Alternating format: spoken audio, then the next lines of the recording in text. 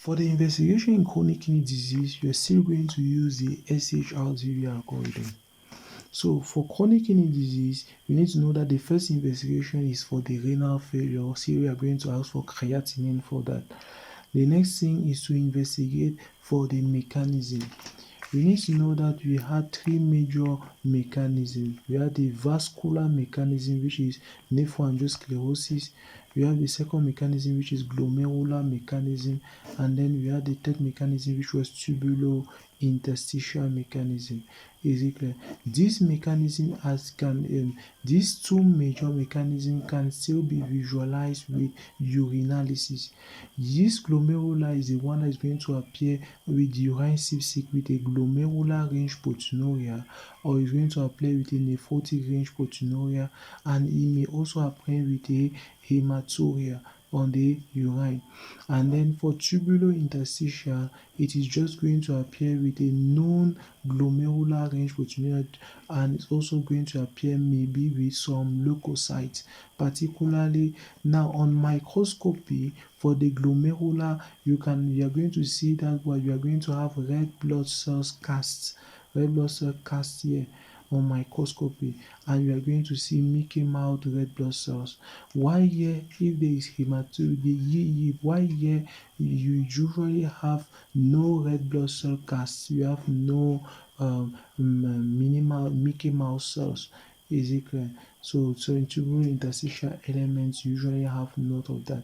Is it clear? Now you need to know that another element can be vascular, which helps you.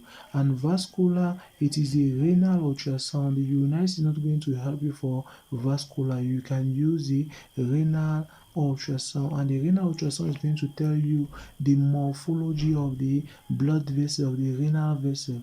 And you can have small renal vessels or stenosed renal vessels. You can have inflamed renal vessels. All that may just tell you a pathology on the vascular pattern. Is it clear? Now you need to know that generally chronic kidney disease has another element that I've forgotten to tell you, even in the diagnosis. In the diagnosis of chronic kidney disease, you should use a category classification. So you should measure both the creatinine level, and you should ask for ultrasound to visualize the structure of the kidney. Is it clear? And now generally the structure of the kidney in chronic kidney disease that is supposed to be small size. Is it clear? It's supposed to be bright. And lastly, there is going to be a medullary junction. There is no differentiation of the medullary junction. Is it clear? No differentiation of the medullary junction. So those are the three major elements that you must have in a case of the three major elements that you must have in a case where you have a patient that has a chronic kidney disease on ultrasound. So this structural abnormality plus any functional abnormality can tell you that you have chronic kidney disease plus all those symptoms that I've told you. Is it clear? Now you need to know that there are certain kidney disease where there is no small size, the size of the kidney is normal. Is it clear? And those particular kidney disease are either interstitial kidney disease or glomerular kidney disease. Is it clear? So generally in the first kidney disease where the size may not change, except that there is a pathology with the fibroblasts or fibrosis of the kidney. Is it clear? There is only the kidney disease that generally the size does not change. You have interstitial kidney disease, and you have we first have interstitial kidney disease, then the next is glomerular kidney disease. Now you need to know that among the interstitial kidney disease, we have also dysplasias. Is it clear? Among the interstitial kidneys, you have also dysplasias. Example, you have polycystic kidney disease, you have multicystic kidney disease.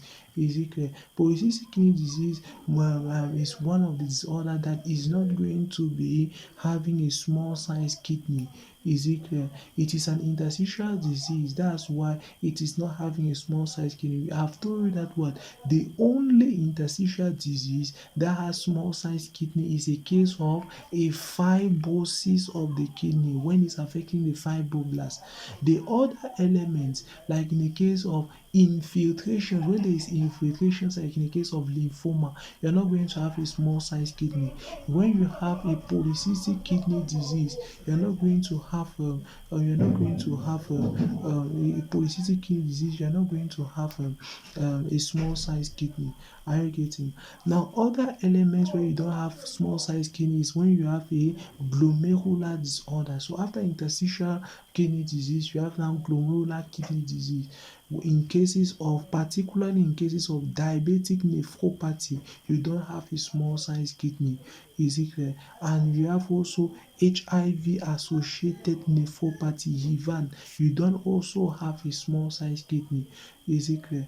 Now, we have also, in this case, we have also amyloidosis. Amyloidosis can penetrate both in interstitial and in glomerular. In interstitial, because amyloidosis is like also infiltrating. Is it clear? You can have